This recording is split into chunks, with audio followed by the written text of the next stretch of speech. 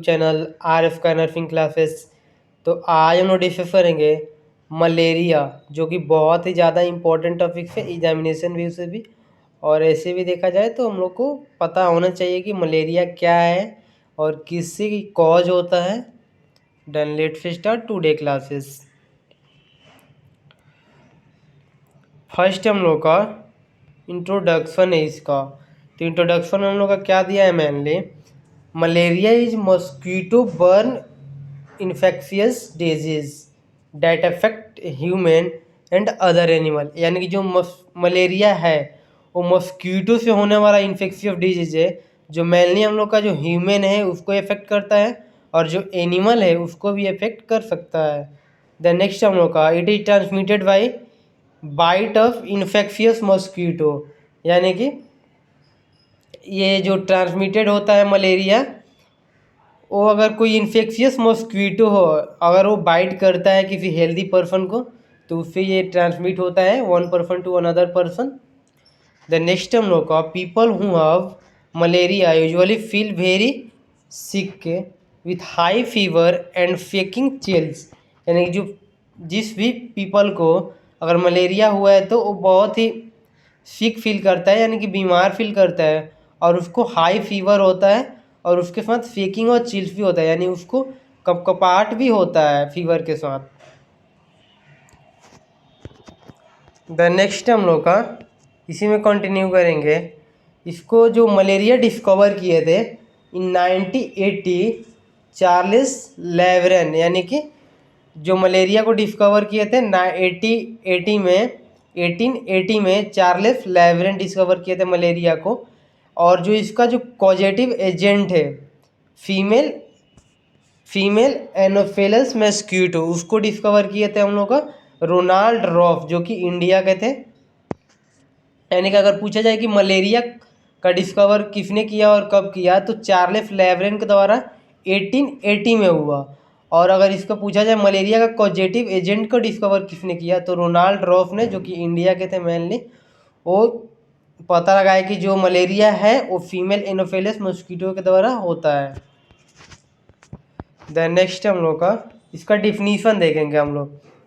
Definition में हम लोग का क्या दे रहा है, malaria is a serious disease in hot countries that you get from the bite of a small flying insect, यानी कि मस्क्वीटो। यानी कि जो मलेरिया है वो एक सीरियस डिजीज है जो मेनली हॉट कंट्रीज में होता है, और जो मलेरिया कॉज होता है वो मेनली जो स्मॉल फ्लाइंग इंसेक्ट्स होते हैं, यानी कि जो मस्क्वीटो होते हैं उसके काटने से होता है। यानी डिफिनीशन हम लोग सिंपली समझ सकते हैं कि मलेरिया एक सीरियस इन्फेक्शियस डिजीज है जो मेनली हॉट कंट्रीज में जो मॉस्किटो होते हैं उसके काटने से होता है। तो नेक्स्ट हम लोग का ज्योग्राफिकल डिस्ट्रीब्यूशन इसका देखेंगे हम लोग। इसमें दे रहा है malaria found in about 100 country in the world. यानी कि जो मलेरिया है वो जितने भी वर्ल्ड है उसमें मेनली हम लोग का 100 कंट्री में पाया जाता है मलेरिया जो डिजीज है। द नेक्स्ट उनका maximum prevalence of malaria in found warm and humid environment and mostly seen in July to November in India. यानी कि लोग जानते हैं कि जो गर्मी का सीज़न होता है और जो बारिश का सीज़न होता है उसमें मॉस्किटो बहुत ही ज़्यादा होते हैं। तो उस टाइम में जो ये मलेरिया होता है इसका चांसेस बहुत ही ज़्यादा होता है होने का। जैसे कि लोग जान सकते हैं कि देख सकते हैं जुलाई और जो नवंबर का महीना होता है उसमें जो मॉस्किटो होते हैं बहुत ही ज़्यादा होते हैं, जिसके चलते जो मलेरिया का केसेस भी है उस टाइम बहुत ही ज़्यादा होता है।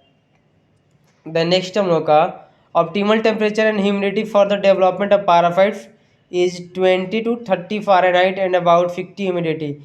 यानी कि हम लोग देख सकते हैं जो टेम्परेचर होता है वो मेनली हम लोग का 20 to 30 फ़ारेनहाइट होना चाहिए जो पाराफाइट्स का डेवलपमेंट के लिए, और ह्यूमिडिटी होता है हम लोग का 50% होना चाहिए जो पाराफाइट्स होते हैं उसके डेवलपमेंट के लिए। इसमें कॉजेज देखेंगे हम लोग। तो कॉजेज में दे रहा है जो कॉजेटिव एजेंट है, कॉजेटिव एजेंट में हम लोग का दिया है plasmodium parasites where which are spread to people through the bite of infected females Anopheles mosquito. There are 4 parasite that cause malaria in human, 4 parasite that cause malaria in human, and 2 of these species Plasmodium falciparum and plasmodium vivax pose of greatest स्टेट। यानी कि causative agent में हम लोग जानते हैं कि जो प्लाज्मोडियम पाराफाइट्स होते हैं उसके द्वारा कॉज होता है जो मलेरिया होता है, जो कि मैं इसका जो कॉजेटिव एजेंट है वो मैंने हम लोग का फीमेल एनोफिलस मस्कीटो होता है जिसका 4 पाराफाइट्स होता है। जैसे कि 4 पाराफाइट्स होता है जो फीमेल एनोफिलस मस्कीटो होता है। 4 पाराफाइट्स में हम लोग का जो मेनली आता है, सबसे ज़्यादा जो कॉज होता है मलेरिया वो प्लाज्मोडियम फैल्सीफेरम के चलते होता है और प्लाज्मोडियम वाइवेक्स के चलते होता है। इसका जो दिया है पोज ऑफ ग्रेटेस्ट रेट, यानी कि इसके द्वारा बहुत ही ज़्यादा कॉज होता है। नेक्स्ट हम लोग का इसी में कंटिन्यू करेंगे। इसमें दिया है वहाँ पे प्लाज्मोडियम फैल्सीफेरम और प्लाज्मोडियम वाइवेक्स दिया था जिसका 4 पैराफाइट्स होता है। तो 2 उधर हम लोग देखें और 2 यहाँ पे दिया है हम लोग का। इसमें प्लाज्मोडियम मलेरियाई होता है और प्लाज्मोडियम ओवेल होता है।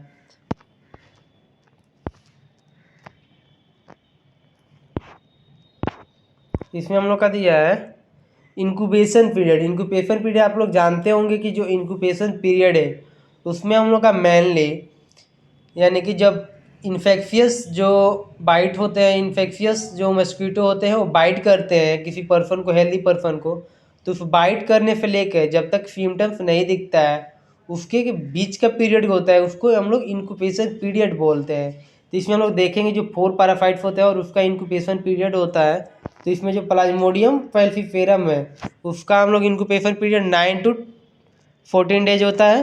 प्लाज्मोडियम वाइवेक्स होता है उसका इंक्यूबेशन पीरियड 8 to 17 डेज होता है और प्लाज्मोडियम ओवेल होता है उसका इंक्यूबेशन पीरियड 15 to 18 डेज होता है और प्लाज्मोडियम मलेरियाई होता है उसका इंक्यूबेशन पीरियड 18 to 40 डेज होता है। नेक्स्ट हम लोग का इसका एपिडेमियोलॉजिकल फैक्टर जो होता है वो देखेंगे, जिसमें मेनली हम लोग का 3 होता है। एजेंट यानी कि पॉजिटिव एजेंट क्या है, होस्ट यानी कि किसको होता है, और इन्वायरमेंटल फैक्टर जैसे कि वार्म, और जैसे कि इसमें देखेंगे एपिडेमियोलॉजिकल फैक्टर में एजेंट आए जैसे कि प्लाज्मोडियम जो फैल्सीफेरम होता है 4 पैराफाइट्स होता है, फीमेल एनोफिलस मस्क्यूटो होता है जिसके चलते ये कॉज होता है, तो एजेंट में ओ आ जाएगा मस्क्यूटो जो उसके चलते बाइट करने से होता है, और सेकंड में होस्ट आ जाएगा जैसे कि ह्यूमन या एनिमल इसमें होस्ट है, जैसे कि वो मस्क्यूटो बाइट करेगा ह्यूमन एनिमल को तो उससे होगा। और इन्वायरमेंटल फैक्टर जैसे कि वार्म और ह्यूमिड जो होता है वेदर, वो आ जाएगा हम लोग का इन्वायरमेंटल फैक्टर में। साइन एंड सिम्टम्स देखेंगे हम लोग मलेरिया का। जो साइन और सिम्टम्स होता है मेनली फ्लोइंग स्टेजेस में हम लोग देखेंगे, जो फ्लोइंग स्टेजेस में अपीयर होता है। फर्स्ट स्टेज हम लोग का है कोल्ड स्टेज। कोल्ड स्टेज में पर्सन को क्या होगा, हेडेक होगा, सीवरिंग होगा, कपकपाहट होगा और फीवर राइज करेगा रैपिडली, और कोल्ड स्किन होगा यानी कि हेडेक होगा, कपकपाहट होगा पर्सन को, फीवर ज़्यादा होगा और जो स्किन होगा पर्सन का कोल्ड होगा। कोल्ड स्टेज में ये सब आता है। जिन हॉट स्टेज में वेरी हीट फीलिंग है, बहुत ही गर्म फील होगा, सीवियर हेडेक होगा, स्किन फ्लश्ड होगा और फीवर स्टार्ट फॉलिंग यानी कि जो फीवर होगा वो फर्स्टली स्टार्ट करेगा और बाद में एट द इवनिंग टाइम जो होता है या नाइट टाइम होता है उसमें फॉल करेगा। मलेरिया में जो शाम को फीवर आता है और नाइट टाइम में वो फॉल हो जाता है। तो कोल्ड स्टेज हम लोग देख लिए, हॉट स्टेज देख लिए। तो नेक्स्ट हम लोग का स्वेटिंग स्टेज। स्वेटिंग स्टेज में हम लोग का मेनली इसमें स्वेटिंग में प्रोफ्यूज स्वेटिंग, टेम्परेचर नॉर्मल, यानी कि जो थर्ड स्टेज होता है उसमें बहुत ही ज़्यादा स्वेटिंग होगा और टेम्परेचर बॉडी का नॉर्मल हो जाएगा। ये जो साइकिल है ये चलते रहता है, जैसे कि कोल्ड स्टेज, हॉट स्टेज और sweating stage. Sign and symptom इसमें देखेंगे डायग्राम का। जो सेंट्रल में है हेडेक होगा, सिस्टमेटिक में फीवर होगा, मस्कुलर में फैटिक और पेन होगा, बैक में पेन होगा, स्किन में चिल्स होगा, स्वेटिंग होगा, रेस्पिरेटरी में ड्राई कॉफ होगा, स्प्लीन इनलार्जमेंट हो जाएगा और स्टोमक में नोजिया और वेमिटिंग होगा। डायग्नोस्टिक इवेल्युएशन देखेंगे।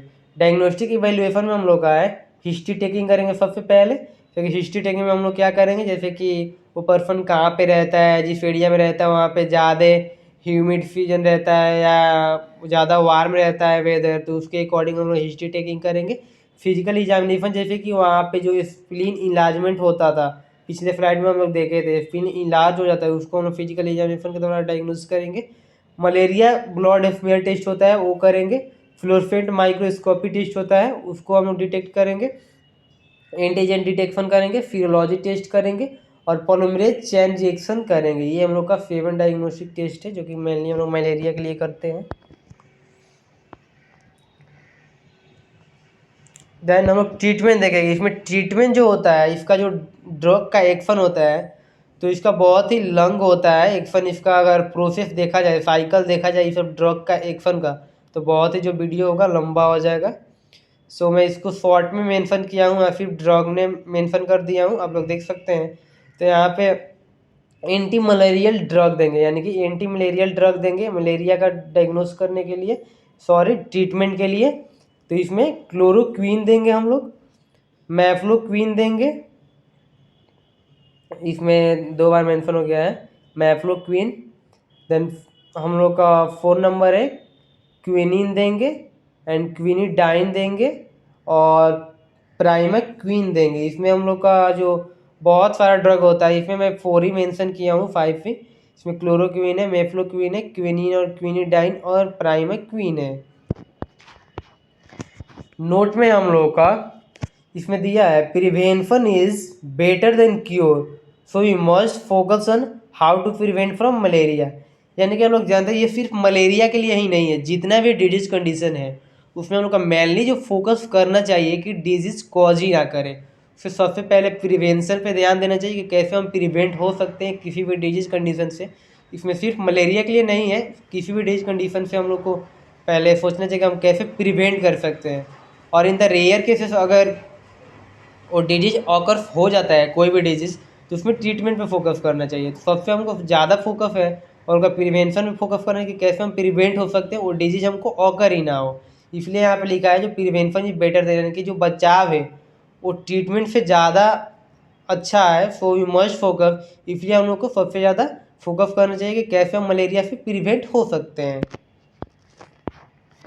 प्रिवेंशन एंड कंट्रोल में हम लोग का है प्रोटेक्शन अगेंस्ट मस्कीटो। इसमें हम लोग man should protect himself against mosquito by use of repellents, यानी कि जो मोर्टिन बोलते हैं हम लोग, प्रोटेक्टिव क्लॉथ लेंगे, बेड नेट्स यूज करेंगे, मॉस्किटो कोइल्स लेंगे। यानी कि जो प्रिवेंशन और कंट्रोल में हम लोग का मैनली दिया है, जो मैन है उसको फोकस करना चाहिए कि हम कैसे मलेरिया से जो इन्फेक्टेड मस्कीटो उससे हम प्रिवेंट हो सकते हैं। तो जो मैन है वो बहुत सारा जो फ्लोइंग कंडीशन है इसको यूज करके प्रिवेंट हो सकता है। तो रेपेलेंट्स यूज करेंगे, प्रोटेक्टिव क्लॉथ और बेड नेट्स यूज करेंगे, बेड मॉस्किटो कोइल्स भी यूज करेंगे। इसी में कंटिन्यू किया है हम लोग का we use net in door and window, यानी कि जो भी हम लोग का डोर और विंडो होता है उसमें नेट यूज करेंगे।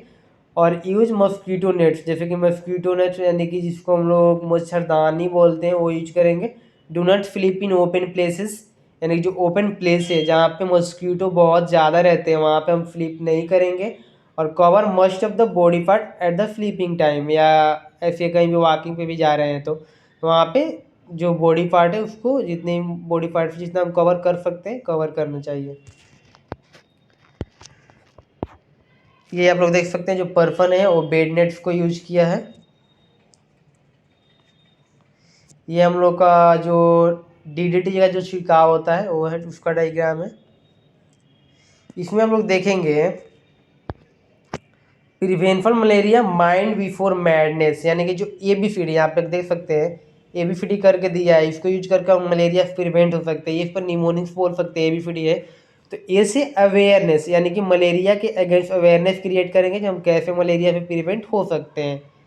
देन बी से बाइट प्रिवेंशन है, यानी कि जो मस्क्वीटो है उससे प्रिवेंट करना है कि कैसे हम बाइट जो उसके बाइट करने से कैसे हम प्रिवेंट हो सकते हैं। इसके बाद हम डी देखेंगे, अगर बाइट कर देता है मस्क्वीटो उसको डायग्नोस करेंगे, उसके बाद से हम लोग कीमोथेरेपी यूज करेंगे, यानी कि उसके अगेंस्ट मलेरिया यूज करेंगे, सॉरी एंटी मलेरिया ड्रग का यूज करेंगे। तो ABCD जैसे कि ए से अवेयरनेस और बी से बाइट प्रिवेंशन एंड उसके बाद डी देखेंगे तो डायग्नोस करेंगे, अगर बाइट कर देता है तो उसके बाद से जो सी है उसको कीमोथेरेपी ड्रग्स चलाएंगे।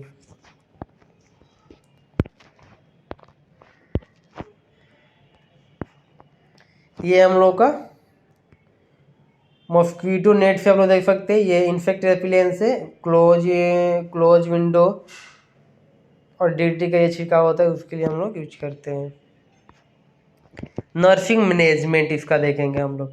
सबसे पहले वाइटल साइन को मॉनिटर करेंगे, एचबी यानी कि हीमोग्लोबिन मॉनिटरिंग करेंगे, जो कि मलेरिया कंडीशन में जो होता है वो जो ब्लड होता है हम लोग का वो डेथ होने लगता है, जो ब्लड सेल्स होते हैं। इसी में कंटिन्यू किया है नर्सिंग मैनेजमेंट में हम लोग का adjust fluid intake to output, यानी कि जो फ्लूइड होता है उसको एडजस्ट करेंगे, मेंटेन करेंगे इनटेक और आउटपुट को। एंटी इमेटिक ड्रग देंगे क्योंकि वोमिटिंग होता था। यूरिन आउटपुट टू वॉच, यानी कि जो पर्सन होता है उसके जो यूरिन आउटपुट कर रहे हैं उसको वॉच करेंगे, कितना वो अपना हाइड्रेशन मेंटेन कर रहा है या ज़्यादा यूरिन आउटपुट तो नहीं कर रहा है, वो ऑब्जर्व करेंगे। या 9 नंबर है administer of anti malarial drug, anti pyretic drug, यानी कि सिस्टमेटिक मैनेजमेंट करेंगे इसमें। जैसे कि फीवर है तो एंटी पायरेटिक देंगे, वोमिटिंग कर रहे हैं तो एंटीमेटिक देंगे, अगर इसमें मतलब सिस्टमेटिक अगर पेन है तो एनाल्जेसिक देंगे, सिस्टमेटिक मैनेजमेंट करेंगे। Then thank you all and I hope जो आज का हम लोग का टॉपिक था मलेरिया आप सबको समझ में आ गया होगा। तो अगर वीडियो अच्छा लगे तो please like subscribe and share my channel and press the bell icon, जिससे मैं जो भी नेक्स्ट वीडियो अपलोड करूँ उसका नोटिफिकेशन सबसे पहले आपको मिल सके। और आपको इस क्लास से रिगार्डिंग कोई भी डाउट हो तो आप कमेंट बॉक्स में पूछ सकते हैं, वहाँ मैं रिप्लाई करूँगा। और आपको अगर किसी भी टॉपिक पे वीडियो चाहिए तो आप कमेंट बॉक्स में कमेंट कर सकते हैं, वहाँ मैं ट्राई करूँगा उस टॉपिक पे वीडियो बनाने का। Then thank you for watching my video.